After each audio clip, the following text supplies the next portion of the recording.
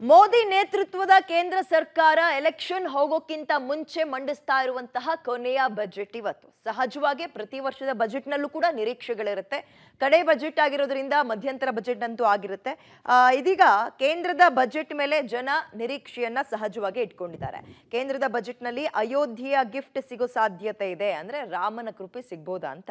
ದೇಶದ ಯಾತ್ರಿಕರಿಗೆ ಕೇಂದ್ರ Ayodhya free tour ಘೋಷಣೆ ಮಾಡೋ ಸಾಧ್ಯತೆ ಇದೆ.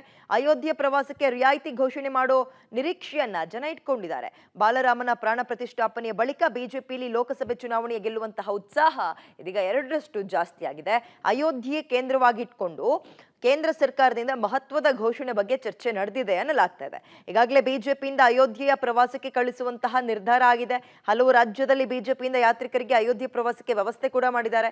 ಹೀಗಿರುವಾಗ ರಾಮ ಮಂದಿರದ ವಿಚಾರವೇ ಬಿಜೆಪಿಗೆ ವರವಾಗಿದ್ದು, ಹಾಗಾಗಿ ಅಯೋಧ್ಯೆಯತ್ತ ಕೇಂದ್ರ ಬಜೆಟ್ನ ಚಿತ್ತ ನೆಟ್ಟಿದೆ. ಅಂದ್ರೆ ನಮ್ಮ ದೇಶಕ್ಕೆ ಅಥವಾ ನಮ್ಮೂರಿಗೆ ರಾಮ ಬಂದಿದ್ದಾನೆ, ರಾಮ ಯಾರ ಪರವಾಗಿರ್ತಾನೆ ಅನ್ನುವಂಥದ್ದು ಕೂಡ ಎಲೆಕ್ಷನ್ ಮೇಲೆ ಡಿಪೆಂಡ್ ಆಗಿದೆ. ಅಂದರೆ ಎಲೆಕ್ಷನಲ್ಲಿ ಯಾರ ಪರವಾಗಿ ನಿಂತ್ಕೊಳ್ತಾನೆ ಅನ್ನುವಂಥದ್ದು ರಾಜಕೀಯ ಒಂದು ಪಕ್ಷಗಳು ಹಾಕೊಳ್ತಾ ಇರುವಂತಹ ಲೆಕ್ಕಾಚಾರ. ಹೀಗಿರುವಾಗ ಮೋದಿ ನೇತೃತ್ವದ ಕೇಂದ್ರ ಸರ್ಕಾರ ಎಲೆಕ್ಷನ್ ಹೋಗೋಕ್ಕಿಂತ ಮುಂಚೆ ನಾನು ಆರಂಭದಲ್ಲಿ ಹೇಳ್ದಂಗೆ ಕೊನೆ ಬಜೆಟ್ ಅನ್ನ ಮಂಡಿಸ್ತಾ ಇದೆ. ನಿರ್ಮಲಾ ಸೀತಾರಾಮನ್ ಅವರು ಒಂದು ದಾಖಲೆ ಬರೀತಾ ಇದ್ದಾರೆ. ಅದೇನಪ್ಪಾ ಅಂತ ಹೇಳಿದ್ರೆ 6 ಸಲ ಅಂದ್ರೆ ಮೊರಾರ್ಜಿ ದೇಸಾಯಿ ಅವರ ಬಳಿಕ ಇವರೇ 6ನೇ ಬಾರಿಗೆ ಬಜೆಟ್ ಮಂಡಿಸಿದಂತಹ ದಾಖಲೆಯನ್ನ ಬರಿತಾ ಇರುವ ನಮ್ಮ ದೇಶದ ಹೆಣ್ಣು ಮಗಳು ಸೀತಾರಾಮನ್ ಅವರು. ಎಲೆಕ್ಷನ್ ಹತ್ತಿರದಲ್ಲೇ ಇರುವಾಗ ಕಳೆದ 10 ವರ್ಷಗಳಿಂದ ಸರ್ಕಾರವನ್ನ ನಡೆಸಿದೆ ಕೇಂದ್ರ ಸರ್ಕಾರ.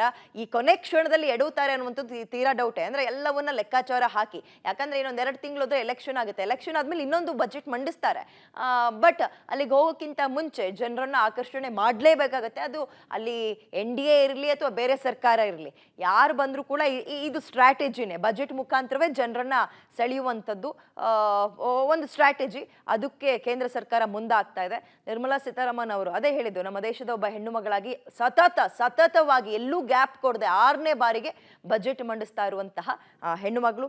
ಇದೀಗ ಸಹಜವಾಗಿ ನಿರೀಕ್ಷೆಗಳು ಅಂದ್ರೆ ತೆರಿಗೆ ಹೊರೆ, ಮನಸ್ಸಿಗೆ ನೋವಾಗುವಂತಹ ಆಶ್ಚರ್ಯಕರ ಬಜೆಟ್ ಏನು ಇರಲ್ಲ ಅಂತ ಇದ್ದಾರೆ.